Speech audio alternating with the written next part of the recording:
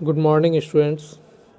मैं सूरज सर आज आप लोगों को हिंदी के एक टॉपिक के बारे में डिस्कशन करेंगे आप लोगों के साथ। वो टॉपिक है शब्द, जिसको हम अंग्रेजी में वर्ड कहते हैं। तो इस टॉपिक के ऊपर आज हम लोग डिस्कशन करेंगे कि शब्द किसे कहते हैं, शब्द के क्या प्रकार हैं, कितने प्रकार होते हैं, फिर उस प्रकार में किस प्रकार से हम उसको परिभाषित कर सकते हैं। इन सारे टॉपिकों के ऊपर आज हम लोग डिस्कशन करेंगे।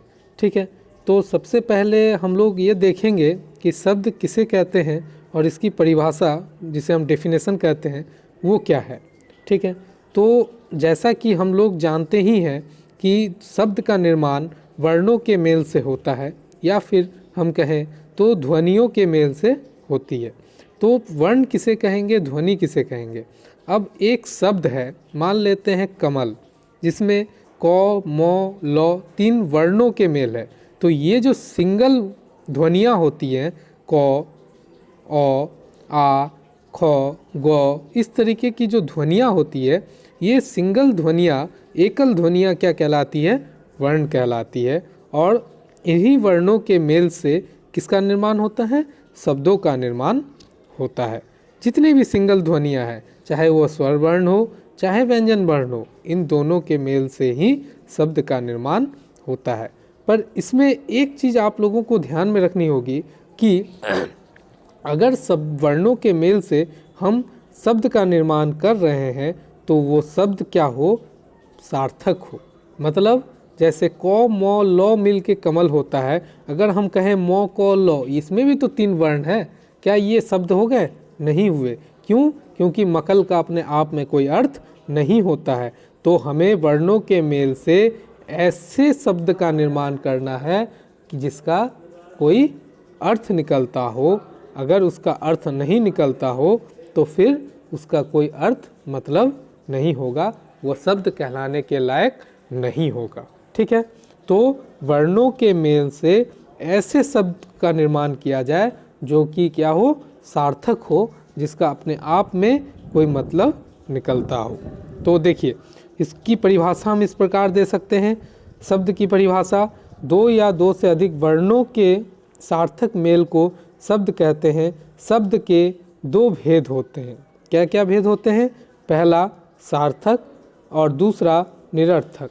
तो पहले ही हम बता चुके हैं कि सार्थक शब्द उन शब्दों को कहेंगे जिसका अपने आप में कोई मतलब निकलता हो, और निरर्थक शब्द हम ऐसे शब्दों को कहेंगे जिसका अपने आप में कोई मतलब नहीं निकलता हो। जैसे क, म, ल कमल, इसका एक मतलब है, एक फूल के बारे में बताया जा रहा है, और म, क, ल मकल, इसका अपने आप में कोई मतलब नहीं है और ना ही ये शब्द कहलाएगा।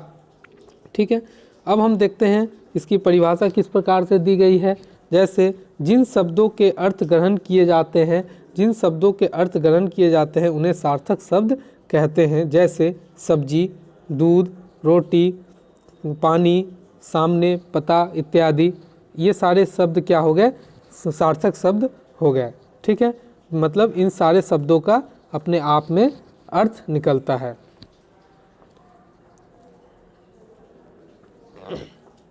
अब आते हैं हम लोग निरर्थक शब्द में।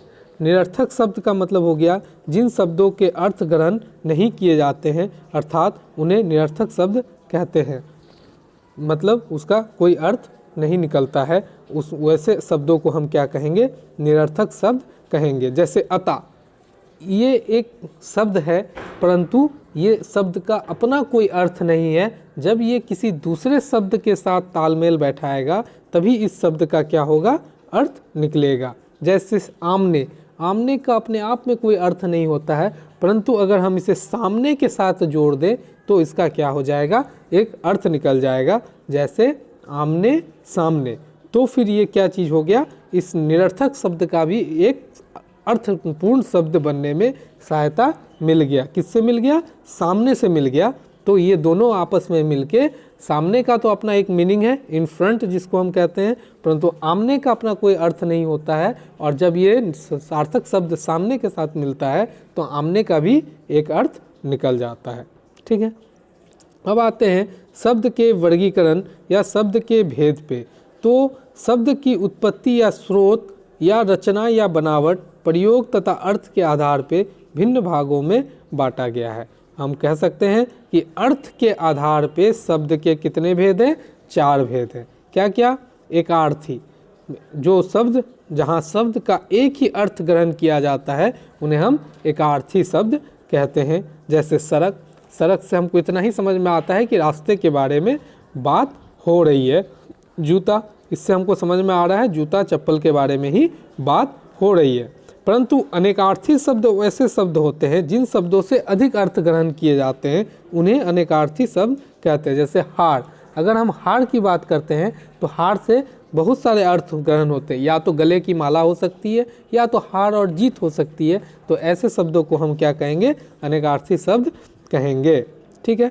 जैसे कर, कर का मतलब आपको ये भी कहा जा सकता है कि कोई काम करे, या तो कर का मतलब हो जाता है जिसको हम चुंगी कहते हैं, टैक्स कहते हैं। तो ऐसा चीज़ जिससे क्या हो, एक से अधिक अर्थ का बोध होता हो, तो वैसे शब्दों को हम क्या कहेंगे? अनेकार्थी शब्द कहेंगे। अब तीसरा पार्ट है इसमें पर्यायवाची शब्द।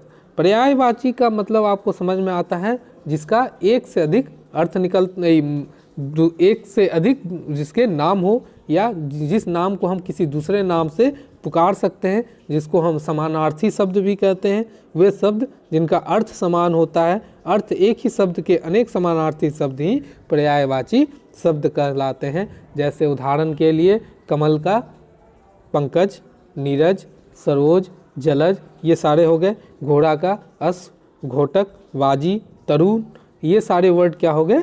पर्यायवाची हो गए। मतलब आपको एक ही शब्द को कुछ अलग अलग नामों से भी जाना जाता है। ठीक है। अब आते हैं हम लोग विलोम शब्द में। विलोम शब्द का मतलब आप लोग समझ ही रहे हैं, उल्टा, जिसको हम कहते हैं विपरीतार्थक शब्द। तो वे शब्द जो एक दूसरे का विपरीत अर्थ देते हैं उन्हें हम क्या कहेंगे? विलोम शब्द कहते हैं। मतलब जैसे दिन का रात, सुबह का शाम, आकाश का पाताल, इस तरीके का आपको वर्ड इसमें दिए हुए रहेंगे, आपको उसका उल्टा विपरीतार्थक वर्ड बोलना है। ठीक है।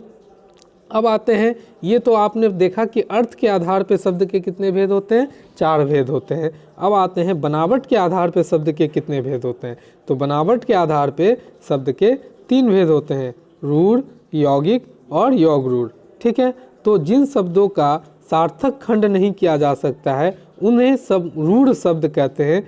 जैसे कि घर, अगर घर में 2 वर्ण हैं, एक घ और एक र, अगर दोनों को हम अलग अलग कर दे तो घ का भी अपने आप में कोई अर्थ नहीं है और र का भी अपने आप में कोई अर्थ नहीं है। तो ऐसे शब्द को हम क्या कहेंगे? रूढ़ शब्द कहेंगे।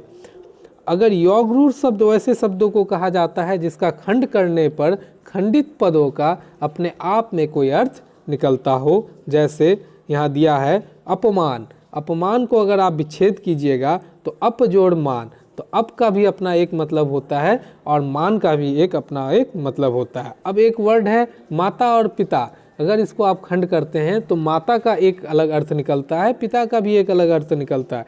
तो वैसे शब्द जिसका खंड करने पर खंडित पदों का एक विशेष अर्थ निकलता हो, तो वैसे शब्द को हम क्या कहेंगे? यौगिक शब्द कहेंगे। अब आते हैं योग रूढ़ शब्द, जिन शब्दों का सार्थक अर्थ टुकड़े तो किए जा सकते हैं, अर्थात जो यौगिक तो होते हैं परंतु अर्थ ग्रहण करने के लिए उन्हें एक करना पड़ता है, अर्थात रूढ़ करना पड़ता है, उन्हें हम योग रूढ़ कहते हैं। अब जैसे लंबोदर, इसका अगर हम विच्छेद करते हैं, सविग्रह समास करेंगे तो लंबा है उदर, जिसका उदर का मतलब पेट, तो हम ऐसे शब्दों को क्या कर सकते हैं? विग्रह कर सकते हैं, और विग्रह करके जब पुनः हम उसे वापस जोड़ेंगे तो एक क्या निकलेगा? अनेकार्थी शब्द निकलेगा, जिसका मतलब कुछ और होगा। अगर हम किसी को मान लेते हैं कि दशानन कहते हैं तो वो अगला व्यक्ति ये समझ जाएगा कि उसकी तुलना किससे की जा रही है? रावण से की जा रही है। तो ऐसे शब्दों को हम क्या कहेंगे? योग रूढ़ कहेंगे। अब दशानन का अर्थ हो गया 10 सर या 10 मुंह है जिसका, और ये किस समास का उदाहरण हो गया? ये आपका बहुब्रीहि समास का उदाहरण हो गया। अब आते हैं आगे, उत्पत्ति के आधार पे शब्द के कितने भेद होते हैं? तो उत्पत्ति के आधार पे शब्द के 4 भेद होते हैं, तत्सम, तद्भव, देशज और विदेशज। ठीक है। तो अब आते हैं हम लोग तत्सम शब्द किसे कहेंगे? तो तत्सम शब्द उस शब्द को कहते हैं जो संस्कृत के मूल शब्द होते हैं और जिसका प्रयोग हम लोग हिंदी में ज्यों का त्यों कर लेते हैं। हम लोग बोलचाल करते हैं हिंदी भाषा में, तो हम लोग कभी कभी अग्नि बोलते हैं, वायु बोलते हैं, पवन बोलते हैं, विद्यालय बोलते हैं, पुस्तकालय बोलते हैं। तो ये सारे शब्द क्या हो गए, संस्कृत के शब्द हैं, पर जब हम इसका पालन करते हैं, उच्चारण करते हैं, तो हमें ये पता नहीं रहता कि ये संस्कृत के शब्द हैं और हम हिंदी में इनका प्रयोग कर लेते हैं।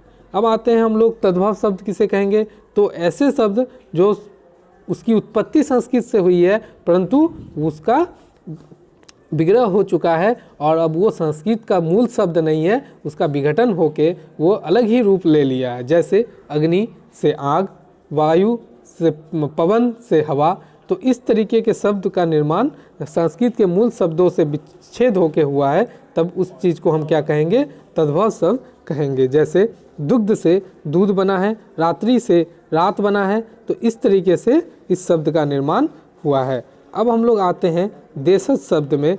देशज शब्द किसे कहते हैं, जिन शब्दों को हिंदी भाषा में अपनी क्षेत्रीय भाषा से ग्रहण किया जाता है, जैसे कि कुछ राष्ट्र क्षेत्रीय भाषा होती है, जैसे सुरजापुरी है, मैथिली है, भोजपुरी है। तो ऐसे भाषा का अपना व्याकरण नहीं होता और इन भाषा का प्रयोग भी हम लोग क्या करते हैं, हिंदी में कर लेते हैं। जैसे जूता, गमछा, छाती, खिचड़ी, बाजरा। तो ये सारे शब्द क्या हो गए, आपके देशज शब्द हो गए, किसी क्षेत्र विशेष में बोले जाते हैं, परंतु इनका अपना कोई व्याकरण नहीं है, अपनी कोई लिपि नहीं है। ये आपकी देवनागरी लिपि में ही या फिर रोमन लिपि में ही लिखी जाती है। तो ऐसे शब्दों को हम क्या कहेंगे, देशज शब्द कहेंगे। अब आते हैं हम लोग विदेशज शब्द, जो शब्द हिंदी भाषा के ना होके किसी दूसरे भाषा के होते हैं। अगर विदेशज भाषा की हम बात करें तो केवल अंग्रेजी ही विदेशज भाषा नहीं है, अरबी है, फारसी है, तुर्की है,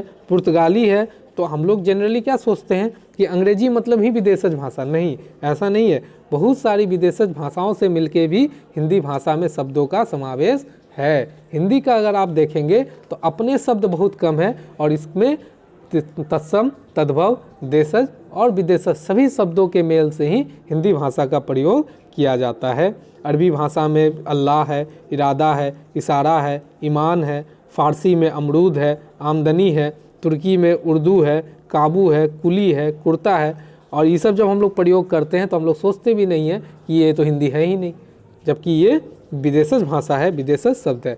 तो अगर आप हिंदी लिखते हैं, अगर आप वहाँ पे किसी ऐसे अंग्रेजी शब्द का भी प्रयोग कर लेते हैं तो भी वो गलत नहीं होगा, क्योंकि हिंदी भाषा सभी भाषाओं के मेल से बना है और इस सभी को वो एडॉप्ट करता है। जैसे अंग्रेजी में कोर्ट, फीस, अपील, ये सारी पुलिस, ये कानून, ये सारे टैक्स, ऑफिस, ये सारे शब्द क्या हो गए, अंग्रेजी भाषा के ही शब्द हो गए। हाँ, तो ये सारे अंग्रेजी भाषा के शब्द हुए। अब हम लोग आते हैं प्रयोग के आधार पे शब्द के कितने भेद है, ये लास्ट है, यहीं तक हम लोग रखेंगे। तो प्रयोग के आधार पे शब्द के दो ही भेद है, एक विकारी और अविकारी शब्द, यही दो भेद होते हैं। जिन शब्दों के रूप में लिंग, वचन, कारक, पुरुष, काल के द्वारा परिवर्तन किया जा सकता है उन्हें विकारी शब्द कहते हैं। और विकारी शब्द के भी चार भेद है, संज्ञा, सर्वनाम, विशेषण और क्रिया। अब इन चारों को एक बार डिफाइन कर देते हैं। संज्ञा, किसी व्यक्ति, वस्तु, स्थान के नाम को। सर्वनाम, संज्ञा के बदले जिसका प्रयोग हो, जैसे वह, तुम, हम लोग। विशेषण, जो संज्ञा अथवा सर्वनाम की विशेषता को बताता हो। क्रिया, जिससे किसी काम के करने या होने का पता या बोध होता हो, वैसे हम क्या कहेंगे, क्रिया कहेंगे। ठीक है। अब आते हैं अविकारी शब्द हम किसे कहेंगे, जिन शब्दों के रूप में लिंग, वचन, कारक, पुरुष व काल के हिसाब द्वारा कोई परिवर्तन नहीं किया जा सकता, उन्हें हम अविकारी शब्द कहेंगे। अविकारी शब्द में कितने भेद हैं, चार भेद हैं। क्रिया विशेषण, समुच्चय बोधक अव्यय, विस्मयादि बोधक अव्यय और संबंध बोधक अव्यय। इसमें सबसे बड़ी चीज़ समझने वाली है कि विस्मयादि बोधक वाक्य किसे कहेंगे हम। ठीक है, तो विस्मयादि बोधक वाक्य ऐसे वाक्यों को कहा जाता है जिनके कार्य के पूरे होने पे हमें संदेह होता है या कंफर्मेशन नहीं होती है। जैसे राम वहाँ चला गया होगा, क्या आज तुम्हारा जन्मदिन है, मतलब ऐसा वाक्य होगा जिसमें आपको कंफर्म नहीं होगा कि वो घटना घटी है या घट चुकी है, इसका पता नहीं होता है। और इसका चिन्ह होता है पूर्ण विराम के नीचे एक डॉट दिया रहता है, एक बिंदु दिया रहता है। इस चिन्ह को ही हम क्या कहते हैं? विस्मयादि बोधक चिन्ह कहते हैं। ठीक है, आज के लिए इतना ही रखते हैं, फिर आगे हम लोग डिस्कस करेंगे। अगर कहीं किन्हीं को दिक्कत हो तो पूछ लीजिएगा।